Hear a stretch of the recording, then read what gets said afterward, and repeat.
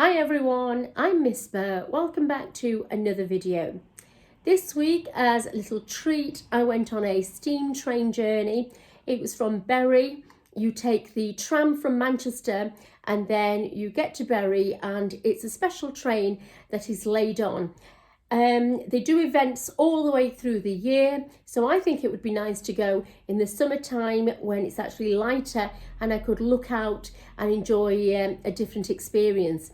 This was more for Christmas, so you got a meal on the train.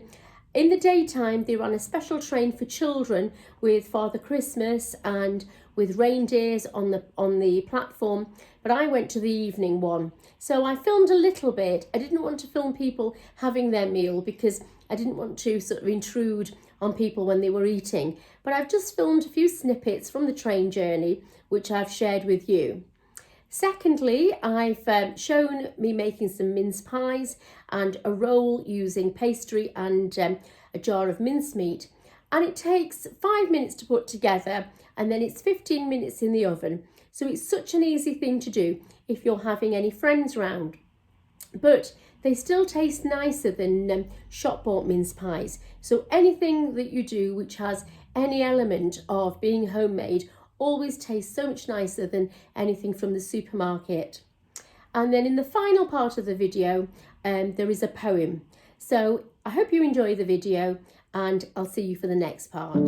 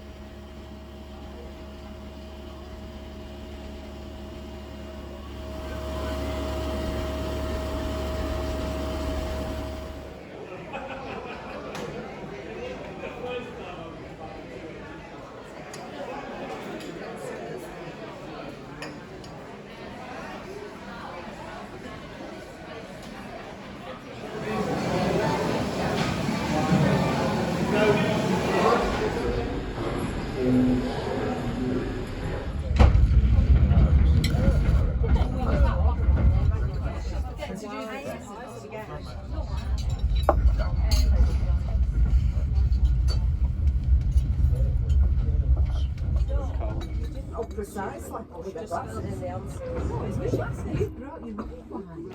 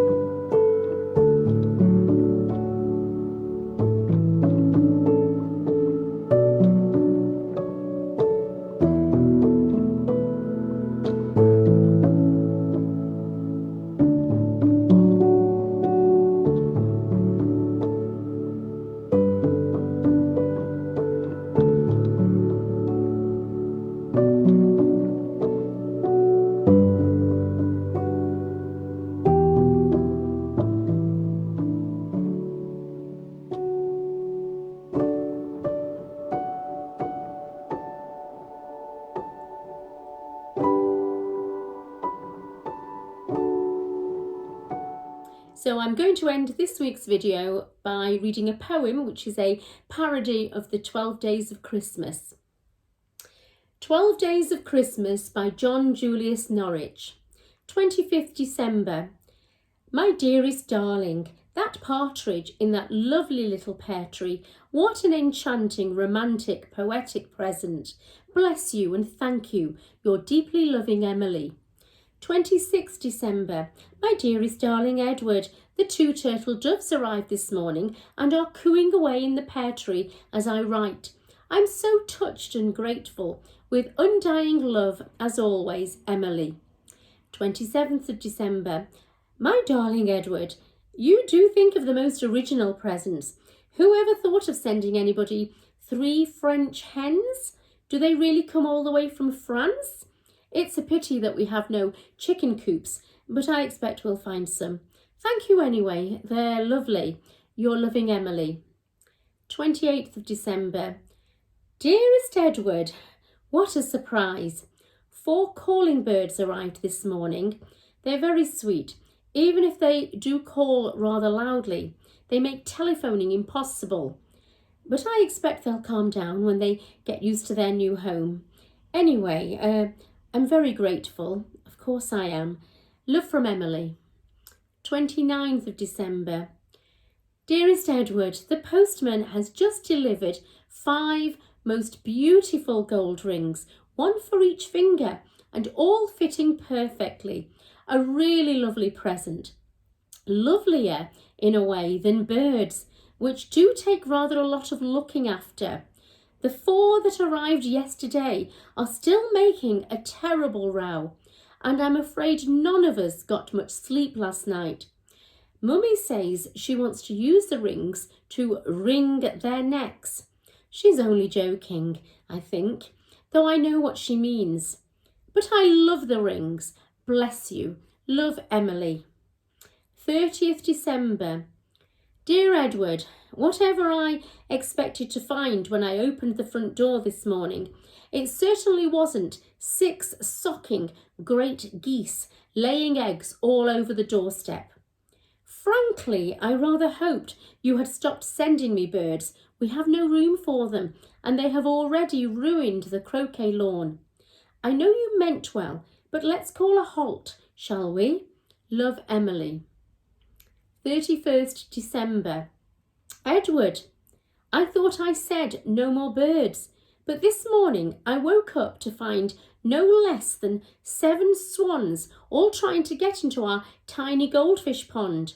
I'd rather not think what happened to the goldfish. The whole house seems to be full of birds, to say nothing of what they leave behind.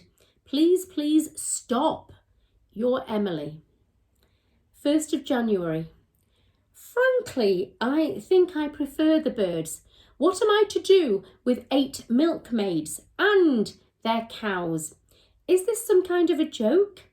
If so, I'm afraid I don't find it very amusing. Emily. 2nd of January. Look here, Edward. This has gone far enough. You say you're sending me 9 ladies dancing. All I can say is that, judging from the way they dance, they're certainly not ladies. The village just isn't accustomed to seeing a regiment of shameless hussies with nothing on but their lipstick cavorting round the green. And it's Mummy and I who get blamed. If you value our friendship, which I do less and less, kindly stop this ridiculous behaviour at once. Emily. 3rd of January.